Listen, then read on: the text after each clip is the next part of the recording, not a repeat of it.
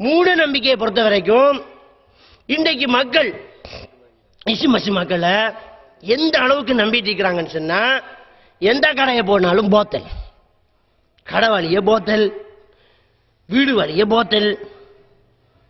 நாவலப்பட்டியில் ஒரு பள்ளிக்கு போத்தலை கட்டி காவ போட்டிங்க.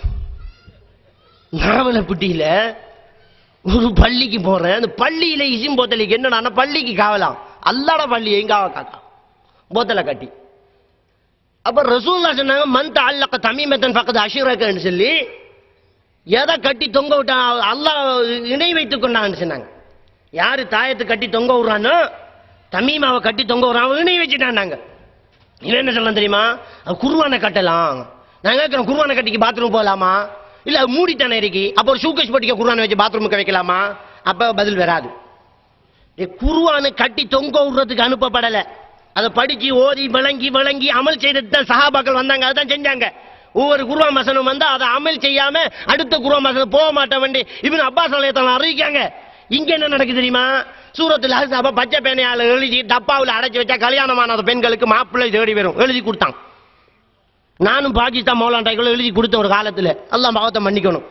இன்னொரு குர்ஆன் வசனம் இருக்குது, அதை சிவத்த பேனையால எழுதி அதை தலானிக்கு அடியில வச்சால் இல்லற சுகம் நீடிக்குமா. வாழ்வியல் வழிகாட்டிக்காக வந்த இந்த குர்ஆனை பாலியல் வழிகாட்டிக்காக மாற்றி அமைச்சுக்கிட்டான்.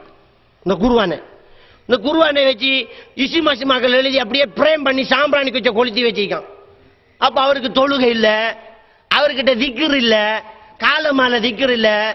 அந்த பிரேம் பண்ணது இருக்குது இல்லையா, அந்த பிரேம் பண்ணதெல்லாம் மொத்த நம்பிக்கை. இதை வித்து வருவான் ஒருத்தன் ரோட்டுல, வேர்வையை சிந்திக்கிட்டு வெயில அலைஞ்சுக்கிட்டு பஸ்ஸா ஏறி இறங்கி கடையா தெருவா வந்து 100 ரூபா தான் முதலாளி ஒரு இசிமு கொளி வைங்க பறக்கத்தான வியாபாரம் பெறுமென்று வெயில லோண்டு அலைறான். இந்த முதலாளி மாதிரி வேண்டி கொள்ளுவான். அந்த முதலாளி திருப்பி கேட்கணும், 100 ரூபா தானே இந்த இசிமு, கொளி வச்சா எங்களுக்கு லட்சக்கணக்கில் பெருகுமே, ஒன்றை நீங்க கொளி வச்ச ஒரு கஜாங்கொட்டை வியாபாரத்தை பண்ண வேண்டியதானே, நீங்க லட்சாதிபதி ஆகணுன்னு 40 வருஷமா இசிம்பித்துக்கிட்டு இருக்கிறாரு.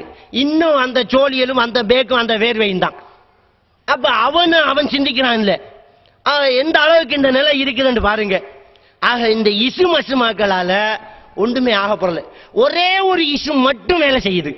என்ன இசு தெரியுமா, இரவையில குளற பிள்ளை இருக்குது இல்லையா, இரவையில தூக்கம் இல்லாம அடம் பிடிக்கும் பிள்ளைகள், ஒரு 6 மாசம் 1 வருஷம் 2 வருஷத்து பிள்ளை இருக்குது இல்லையா, அந்த பிள்ளைகளுக்கு இசுமலின அரிசி மையால பிங்கான்ல கரைச்சி குடிப்பாங்க, படுத்துடும், இரவையில குளராது. அசருக்கு பிறகு இசுமை கொடுக்க சொல்லுவாங்க, பிள்ளை படுத்துடும்.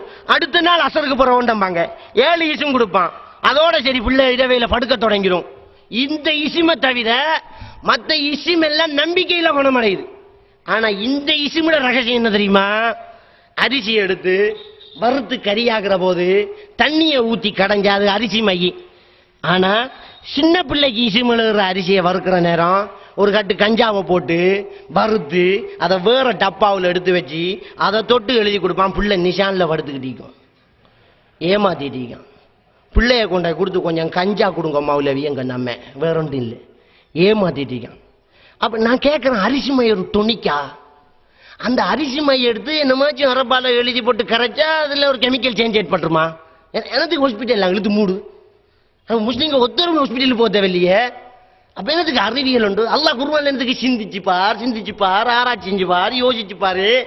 அஃபலாயத்த தப்பருன குர்ஆன் இதெல்லாம் என்னத்துக்கு சொல்றான்ல? இவன் என்ன காட்டுற மார்க்கம் இல்லையா, அந்த துவா கூடும் இசிமாசிமாவும் எல்லாரையும் பேன அலைய விடுற மார்க்கம் இது. ஒருத்தர் ஒன்று ரிமோட்டு கண்ட்ரோல் எல்லாம் தேவையில்லை, ரிமோட்டு கண்ட்ரோல் எல்லாம் கண்டுபிடிக்காது. இந்த அசரத்து இசிமலி நசிப்பாராக்கின் டிவிக்கு, இசிமுக்கு தகட்டில் எழுதி அதை நசிச்சு டிவியை ஓட்டுவார் வேறு விட்டா. ஆக எந்த அளவுக்கு மூட நம்பிக்கையில நம்முடைய சமூகம் பின்னுக்கு போயிருக்குதுன்ற பாருங்க.